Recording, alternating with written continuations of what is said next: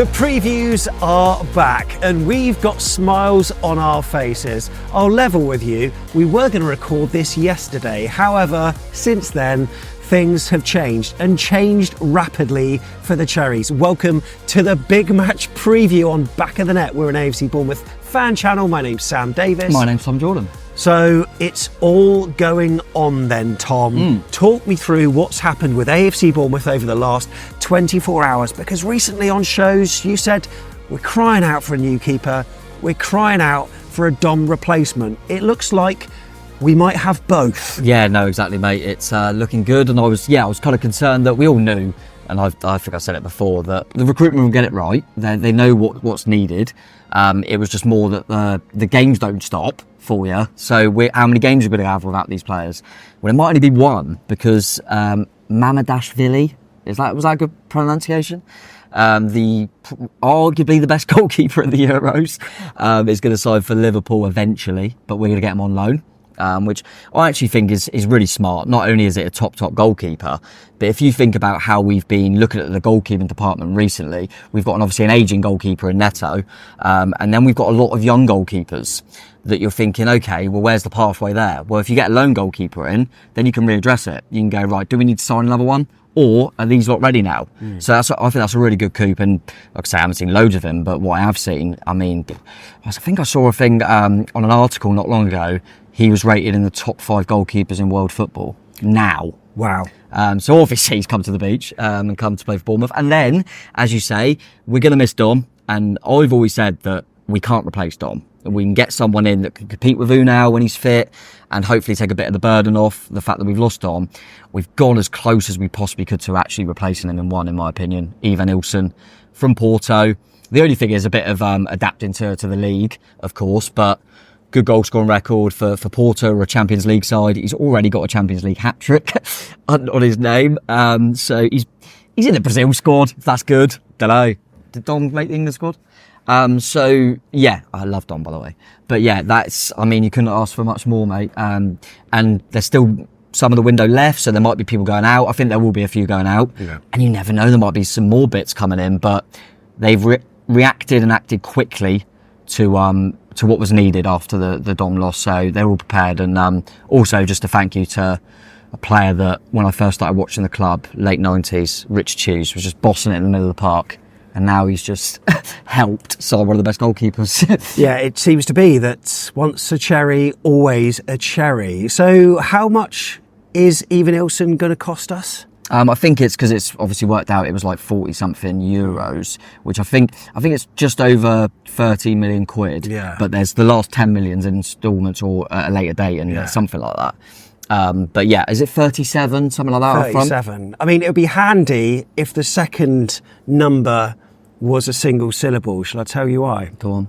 He's Brazilian. He cost the Cherries 38 million. Yeah. And we all think he is brilliant. Evanilson. Like that? That's my opinion. And you didn't even put a little swear word in there. And I thought you were just about to. I thought, what's he doing? Demonetised. Yeah, you got through it, mate. It's all good. Yeah, I think we've got to get a good chant going there. We've lost Dom's chant, which was big. I'll tell you what we could do. I'll tell you what we could do for the keeper. And I like it, I like it, I like it, I like you. Mamardashvili and goal. Yeah, don't even have to use the word Travis. Let's get it going, boys. But absolutely, we are so excited. But look, we've got big Georgian bastard in our game. For all the excitement, probably won't be seeing them on Saturday, will we? So we need to get through that. And we've got Nottingham Forest ahead of us. And look, when you think of slides, roundabouts, swings, climbing frames, you think of what? A playground? Playground. Or is it the City Ground? Because we never seem to lose there. Hook them in, look. We are going to have to rein it back in, though, because this one, a tough game, without Dom and a side that hasn't got Mamardashvili in goal, that hasn't got Evanilson up front, it means that we're going to be going in with an unknown side, especially in the attacking third as well. Who's going to be the talisman up front? We don't quite know. And Forest, look, they're going to be smarting after all of the losses they've experienced, including the last one, which saw Dom Solanke score a hattie. Let's check out what happened.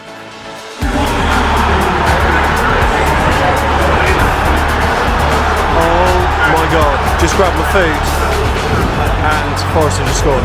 Forest have just scored. Come on, boys, come on. Don!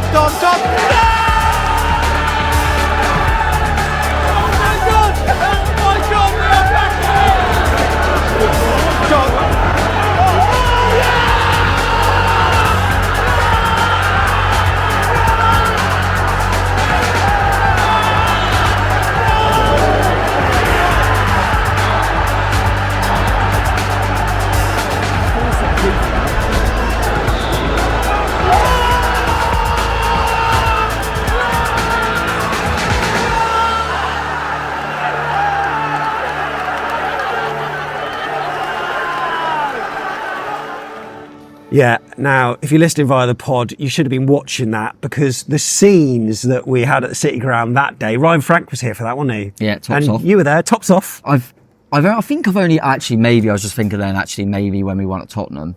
So apart from that one, I think, you know, if you're a Forest fan, you think, God, that Tom just, and you watch when Bournemouth play Forest, for example, the channel, you think that Tom just takes his top off all the time. No. But it just happens to be the last 2 times at the City Ground because they've been late winners and both 3-2, am I right? Yeah. Jane Anthony, wasn't it? Yeah. But yeah, it was, sadly now, it was Dom that won it. And I've said the context of that game, you know, to give Forest fans a little bit of credit, obviously we're only having a laugh, is I think we were fortunate in that game. They got an early red card. Which was never a red. One of the worst decisions I've ever seen. And I think it was Nuno's first game. It was. And I thought it was an even game throughout, and they had 10 men throughout. So we were fortunate in that game, I felt. Previously, I think we've done really well there and probably earned it. But that one, I thought, oof, we got away with that. And they still caused us problems with 10 men. So, listen, yeah, we've got a really good record there. Sure, you'll come on to it, mate, but I don't think we've lost to Forest in nearly a decade now. I think Iraola scored the winner for them the last time we lost to him. Then Mikel Antonio on the wing. So, yeah, it's been a long time, so we've got a good record there, so we've got to look at that as a positive. But as you said, mate, as much as it's not all doom and gloom, we've still got a bloody good side from last season. It's more the fact that we literally haven't got a striker available. We've lost our main man, and Unal, if you're not aware, Forest fans, is injured, hasn't played pre-season, so there are 2 strikers. So we've only got youngster Daniel Jebison, who the aim is to send him out on loan. And then it would be a winger up front. Probably Semenyo, maybe a Kluivert. So yeah, it's more that focal point is going to be different for this one. But as we said at the top of the show, at least it's probably only for 1 game. The good thing we're seeing is that Araujo's straight into training. What I really enjoyed from AFCB on their YouTube channel and also on AFCB TV is all the behind the scenes stuff. I love the interview he did with Zoe Rundle, speaks really well, called Bournemouth a big club, which is always a good thing. But Which then is evident 2 days later. Yeah, behind the scenes stuff though, I really enjoyed seeing him doing his medical. I think I'd be out on the first task, mate. That looks a hell of a medical, doesn't it? Yeah. It looked like he was in pain at times, and you sort of wonder, how did people like Tyler Adams get through his? So you're telling me that Ryan Fredericks passed that? He must have. But yeah, no, I agree, mate. They do some good stuff on there now, and it's nice to see the new signings. And yeah, he seems like quite a bubbly, happy guy, doesn't he? So yeah, it'd be really interesting to see if he's thrown in quickly or in amongst the squad, because obviously we have still got Adam Smith and Max Aaron, so we've got some options at right fullback. So it'd be really interesting to see how that develops. Up front, I don't know whether Evanilson was even our top target, but I know that it sounds like the club might have been looking at a few. Eddie Nketiah's name was heavily linked as well, and there might have been a couple of others. We don't quite know. And some people have been looking at the transfer fee thinking, my goodness, that's a lot of money. But remember, that's going to be amortised over the length of his contract as well. So really, what's that, 5-6 million a season, really? Which when you look at it, especially if he's producing the goals, that works out well for us. And I suppose with Araujo as well, as I just mentioned, or is it Araujo? We still don't know. We'll have to have a look online. We've brought into question the future of Max Aarons. He can't be happy with that, really, can he? But then, you know, that's competition. But you think about it, how many years has Adam Smith got left? True. So it might be more of a future look, a thought, like kind of looking further and thinking, right, Araujo's going to take a bit of time. Max is still here, but Smithy might only have 1 more season. So yeah, it's good planning, definitely good planning. And like you say, I don't know because I still feel like in terms of natural left backs, it's only really Milos Kerkez. So I always think, I wonder if one of them right full backs, Andoni's going, because I think all of them could do a job at left back, but is he looking at one of them in particular and going, I think you could be more of a a kind of competition for Milos, potentially. So, but yeah, we'll find out in due course, mate. And I'd be interested to see, because I'm assuming, obviously come on to it later, but Smithy's got the right back spot. Yeah. But which one of the other two will play in, say, the cup game? Yeah, true. And will they both play and one play at left back, for example? So that would be really interesting. And obviously now we know what's going on in the cup game. Probably just dipping into that, probably the worst we could have got. West Ham United away in the Carabao Cup. I think for many reasons. So you got to remember the teams that are in Europe are not in it yet. Yeah. So in terms of difficulty, West Ham and Newcastle couldn't get to the Northern. So West Ham away is probably the toughest you could get. And then it's one of the most soulless stadiums I've ever been to. Yeah. And then it's in London. I'm going to train or something. And also, I don't know whether it's the same for the Carabao Cup, but I've seen a great video from Nicky on West Ham Fan TV, been chatting to Dan Lawless about this. In fact, they've scrapped their concessions, which means if you're over 65, if you're an under 18, you're paying the same price as an adult. The cheapest price is like 55, 65 quid. Yeah. And that's absolutely insane. So I sort of think that if that's the same for the Cup and youngsters who want to support AFCB in the school holidays, when it is possible to still do it, probably means people will think twice, but it probably will be on the Wednesday. Well, that's what you brought that to my attention. I thought, yeah, that makes sense because we're playing on the Sunday, so we'll pretty much certainly be on the Wednesday. And then I'm thinking, so that's got a good chance of being the televised game, which is going to stop even more people going. I just hate that more for, fans that want to go to all the games and for the players as well. You're thinking, that's going to be, if you're a fan that's going, I'm going to have to miss a couple, you're going to miss that. But once you've done, it wasn't Norwich away. No, it wasn't. We didn't get Norwich away. Thank goodness for that. But I think most of the matches are available on Sky Sports Plus anyway, aren't they? So, either which way, you'll be able to watch it. So you sort of wonder how many will be taken. I'm sure we'll be at the hole in the wall, Tom. Yeah, I literally said afterwards, that's the worst one we could have had. I'm in. Yeah. But yeah, that's true actually with the EFL Cup this season, because you wouldn't even be able to guess the games I flicked through the other night. I started with Walsall Exeter. Why? I don't really know. So I was watching that for a bit, and then I went over to Wrexham Sheffield United, and yeah, you can mix it up a little bit, so that's quite cool. And then the following night, Leeds done well. Yeah, really well. 3-0. Wow, that was a shocker. If you're brand new here, whether you're a Forest fan, don't worry, we are going to talk about you lads. There's a couple of things you can do to help us out, especially if you're watching on video, right? Yeah, definitely. Click the like button because you love us so much. Because I actually, to be fair, we give them a lot of banter, but I think we're quite kind about them, and we always say how bloody much we love Forest away as an away day. So yeah, give it a like, really appreciate that. If you click the bell, you'll see when all the videos are out, there's going to be loads around this game. And and then if you click subscribe as well, that's the most important thing. They gave us a lot of grief, by the way, when that game was postponed due to the stadium falling apart after high winds. But you know what? We couldn't get hold of our away tickets for quite a while because you were sorting your safe standing out, and I think they were out 2 weeks late. But did we give you any grief online? Maybe a little bit, but not that But we should have gave you more grief, Kiefer, more grief. See what you did there.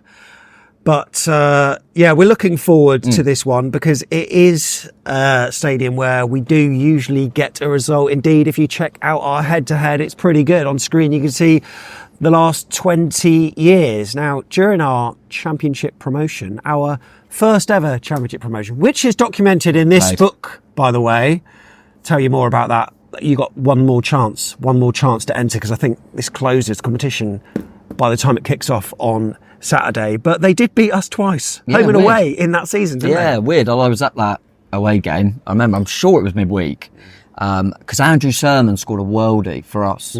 So I always remember that. And I know Lascelles scored, can't remember who got their other one. And as I kind of mentioned earlier, there was some...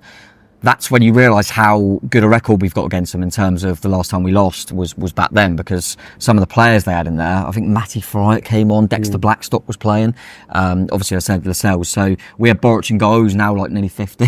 So yeah, it was a long time ago, so we have got a good record there, but listen, they're there, the Forest fans will say, how long can that go on for, to their credit, and yeah, I think it's very rarely that we've had a comfortable one there. That was always a good game, we just seem to have had a bit of an edge at the moment, but as we've said, we're not going to have kind of that full armoury available to us, and they've made some decent additions, and I think more importantly for them, they've kept hold of some big boys. So Gibbs White is one I always think there's always teams flirting, and I'm not surprised because I think he's top. But they just seem to be able to keep him quite comfortably, which is very impressive. And then they've still got some. I always worry about Chris Wood, for example. And he is in my fantasy team. Scored a hat trick against Newcastle, didn't he? Yeah. I think it might have been around Christmas, maybe a Boxing Day game. Our friend Dave was at that as well. But look, they have lost some players, mate, including Felipe, Kuyate, Hennessy. That was in June, but also a couple more went. In fact, one went to Newcastle. Their keeper, Vlachodimos. Well pronounced, yeah. Big V, I call him. They brought him in not long ago, but obviously they decided quite quickly, I think, that he wasn't going to be the number one, and Newcastle brought him in for the squad. So I don't think that hurts him too much. I think the only one really is maybe Mangala. I'm not sure if Forest fans agree, but I always thought he always put a decent shift in the middle of the park. But I think they've done all right in the window, quietly gone about their business well, I think, because Jota seems like an exciting one. Which one's that? Jota? Yeah, oh my goodness. Not the Jota, another one. But I think he's expected big things of. Milenkovic, he's been linked with some big clubs in the past, centre-half, and I think that's probably the only positive for us is maybe he's not quite, he might take a while to get up to speed, but when he is, I think he'll be good for him. And I thought Elliot Anderson was a clever one. I think Newcastle, they knew Newcastle had to sell him for FFPs, homegrown or whatever they call it, but I think Elliot Anderson, there's a player there, he's still young, he can play anywhere across the kind of midfield position, so that could be one to look out for as well. So I think they've got about it quite well, actually, and they'll probably still bring in a few more before the deadline. This is his first full season, of course. We all know that Steve Cooper was in charge at the start of last season, and we all know where he's gone, and he's got a challenge on his hands. And in relation to that conversation, it's Forest. I've looked at a number of YouTube predictors where people are predicting the top 20, and a lot of people have got Forest in and around the sort of usual spots, 15th, 16th, 17th. But I've got to say, if you're a Premier League side last season that stayed up, I think most of them look so much stronger than the three that are coming up, really. And it could be another one of these seasons where the top three might be in trouble. However, Ipswich are trying to strengthen, aren't they? Yeah, Cam Phillips and Armando Broja, I think, are the two that are most recently linked. But yeah, I agree with you. I do still think that at the moment, them teams in and around that, and Forest being one of them, and you could probably include ourselves in terms of we could get dipped in. But I think a lot of them sort of teams have done well in the market and look stronger, as you say, than the three that have come up. The only thing I always think with Forest, and this isn't mean to be disrespectful at all, but if they have a bad run, is how trigger happy they could potentially be on Nuno. I'm not sure.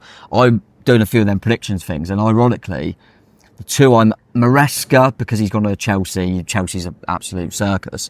Him aside, if you do that kind of first manager to go, I look at both Nuno and Cooper. Yeah. Just because I think of a bad run for either of them sides, it wouldn't shock me if the powers that be maybe panicked. And fan pressure there is a hell of a lot more than what it is at a club like us. I mean, for instance, everyone was absolutely up in arms about the BG88 cockfighting thing. Even the Daily Mail had a story on it, and just announced a couple of signings, and everyone seemingly has forgotten about it. But Forest fans, you detect would keep up the pressure on Nuno if that was needed. And look, I do think they'll be all right this season. I think it's going to be a very exciting Premier League season. There are several competitions with Odds Checker where you can win £1 million if you can guess the league table, but I can't imagine anyone is getting that right. And look, even our South Coast neighbours, they're trying to make their way in the transfer market. Has Ryan Fraser signed for them yet? No, they're really, bless them, Southampton. I mean, they're really trying to get Ryan Fraser over the line. We're signing like a player that scored a hat-trick in the Champions League last season. They're really trying to get little Ryan Fraser over the line. So if they could do that, they might 19th. But so what's the hold-up? I think they want him, and Newcastle are happy to let him go, but he's going, I want more money. He wants Newcastle to pay out his contract or something. So, strange one really for such a model professional. Absolutely insane stuff there. So in all our away league games with Nottingham Forest, Bournemouth have won 3, drawn 4, lost 4. In all competitions, won 9, drawn 7, lost 6. Now, you've mentioned Morgan Gibbs-White as being probably the standout player for the Tricky Trees. I think a lot of the Forest fans would have been pre-last week saying, Dom Solanke is the main man to look out for. It wasn't only the hat-trick, he scored that brilliant overhead kick the last time we played him at their place as well, winning 3-2. But with his absence, can you name one or two players that they might need to be wary of in a cherry shirt? Although I don't think it will be. It's going to be in our away kit, the kind of white with the kind of purple and greens, that pattern shirt. I think what's interesting is I would normally say Antoine Semenyo, because I think he showed last season and how strong he is from that wide position. The thing is that he could play up top. But equally, we're not really privy to know how good he is up top. We've only seen little bits. He does it for the national team. But that could be one to watch, is they're thinking, oh, they've got no Dom, and Semenyo could, really kind of make us think, oh, blimey, he can do a job up there. And he's a big, powerful lad. So I think one to look out for, maybe the outside of Bournemouth would go unnoticed, is Milos Kerkez at left back. He's so offensive and bombs forward so much. I mean, I'm sure some would have seen his games in the Euros for Hungary where he done that a lot. He played more as a wing back. So he's very attack minded, and all I'm thinking is it'll be interesting to see who comes out on top, because they've got, whether it be Elanga, Hudson-Odoi from that side, they're very, they're threats, but they probably won't do much tracking back. And if they let Milos go and we play well, he could get in behind. So he's probably one they don't know an awful lot about, that could be one to watch. Do you know who else is one to watch? Go on. The referee. Are you interested? No. It's Michael Oliver. Was he the one at Euros? Yeah, he gave that controversial handball against Denmark in the Euros. We didn't have him last season, which was a good thing. But we're not having him at all? Huh? We're not having him for any game? Not last season, but we did have him the season before. And you know who that was against? Nottingham Forest at the City Ground. What, the Jane Antley winner? Yeah. Oh. Hashtag just saying. No, but he did give them that dodgy penalty for handball. Yeah. Didn't he? Good point. I just realised that, but win's a win. Right. Jaden might be on the bench. Oh, he might be. He said, come on. Fredericks ain't though. He changed the game. That's Ryan Fredericks' game, isn't it? Yeah. Forest fans, if you don't know, we bought in Ryan Fredericks for free, had him for 2 years, barely kicked the ball. The only game he's remembered for was coming off the bench when we were 2 down at Forest, and he did help us, and then we won the game. So, just a little weird one there. Let's do teams then, come on.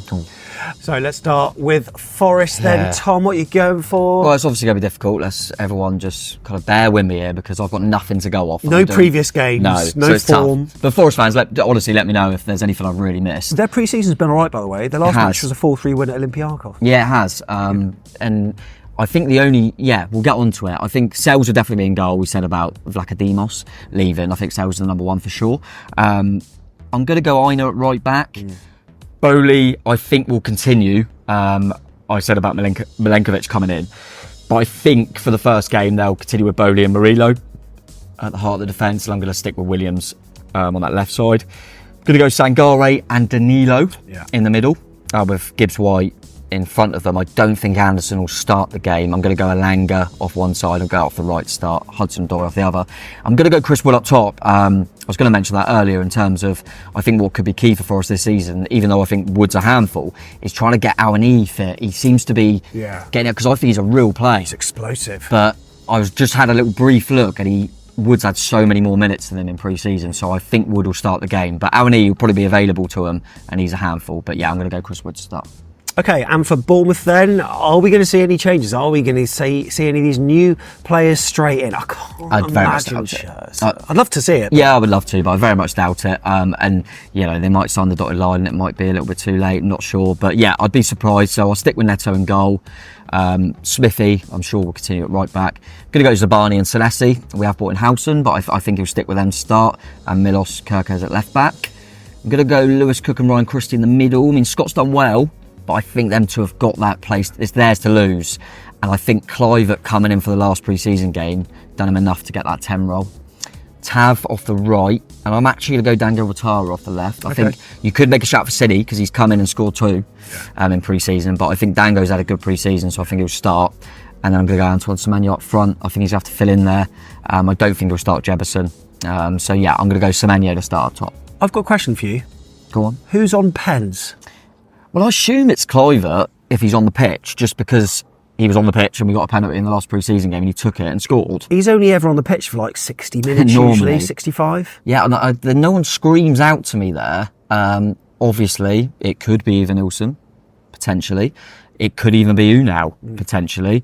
The only one I'm looking at in the predicted team I've done there that I would be comfortable with is maybe Semenyo. I mean, we saw Christie's in the States, didn't we? Not ideal. Well, like Adam Smith can take a pen. That's true. But yeah, I think at the moment it's Kluivert, so it'll be interesting to see if they actually name that they've got a penalty taker. Yeah. But Kluivert, Evanilson, probably the two that are going to be up there. We're looking forward to seeing you all up there, of course, on YouTube. If you're watching, you know you're going to have the usual treatment, including fan cams, vlog, and all that stuff. Before kick-off, make sure you get your entries in for this little beautiful book. We spoke to Michael Dunn, and it was a really nice little chat about the championship campaign, and he told me about all his experiences at Charlton. And in the video, he said to his son, he said, you know what? I don't ever want to leave this stadium because nothing in the outside world is better than this. And you know what, Michael? I know how you feel. But he obviously didn't end up in Cameo that night. Yeah, this is a cracking book. And check the link in the description because we've got a tweet which we will pin. And all you need to do is just follow him and also retweet it for a chance to win. There are also other chances as well if you've been following our videos. But it's also on our other socials as well, like Instagram and Facebook as well if you want more chances. But yeah, tell you what, cracking, but we'll send that out next week. We've got one to send out to Lucy on our Telegram. Lucy Collins, congratulations for winning that. And she didn't even enter a competition. That was just for being on our Telegram group, because those are the people that support us monthly with a regular donation to help keep us going, keep funding all the stuff. Oh, by the way, I've bought some new editing software with the help of people from Ko-fi, which I'm just learning at the moment, and it's so complicated. But the quality of the vlogs, once I that'll probably be what I'm doing during an international break, just learning how to use this new editing thing, because I only use the basic stuff. But yeah, you do a bloody good job, if I say so myself. And if you want to join that Telegram, by the way, sometimes you get me drunk singing on there. Yeah. So what more do you want? I'm just and also your player ratings video on a Sunday morning. Yeah. So yeah, why not? If you want to join in with that, it's afcbpodcast.com/coffee, and check out our website, and then you can see exactly how we spend the money and stuff. So yeah, honestly, thank you so much for your support. It's so appreciated. Safe travels if you're going to the City Ground. We're going to end with some predictions. Oh, I was literally about to say, would you? Yeah, go on. And what you can go first. Because I'm going to rein it in. I've changed a little bit, but I still... What? Based on two players who won't even be playing? Yeah, that's a good point. But I just feel like that positive. No, I think I would still, because of the fact... I quite like the fact we got this record album. It's quite funny, especially with like Dave and that. We can have a good bit of banter. But this is probably going to be... You never know with injuries, of course. One of the weakest sides we can put out. And I don't mean that as personnel. I mean, we're going to be playing, kind of square pegs, round holes. Yeah. So I think for an opening day away from home, when you haven't got the signings in yet, I would take a point. Yeah, I would as well. And I reckon it will be a draw. I'm going to go 1-1. Yeah, I was about to say 1-1 as well, but I might be. Do I bring this show down by being negative? It's actually mad when you look at our start of our run, mate. I mean, we all feel a bit more positive now we've got some players through the door, but it's amazing how much that changes your psyche, because like 24 hours ago, before I knew about any of this, I was thinking, what if we don't beat Forest? And then after that, we've got a really difficult game, Newcastle United. Yes, I know we've got a hoodoo over Eddie, but you know what? Then Everton, we never, ever win there. And then the fixtures, Chelsea, Liverpool's coming up as well. You're thinking, where are the points going to come from? But I suppose you could do that with every Premier League team, can't you? Of course. When you look at the fixtures, thinking, like, even the ones you should be beating, even like Saints at home, the winnable one, we've only ever beaten them at home once. Calm down. Well, we win on their patch, but at home... How have we done against Russell Martin teams? Grow up. Yeah, true. A little random, weird prediction. Okay. We're going to draw the first 3 games 1-1. We will take it. Look at that. There you go. We're ending with Mystic Meg over here giving us his and then we predictions. batter Chelsea, by the way. And then we absolutely kill Chelsea, like 3-0 at home. There you go. You've heard it here first. Thanks for watching. Thanks for listening. We'll see you at the City Ground. Up the Cherries. Up the Cherries. Oh. What's that chant again? He's Brazilian. It's not 37 million, is it? Is it 37? He plays up front. Work on it.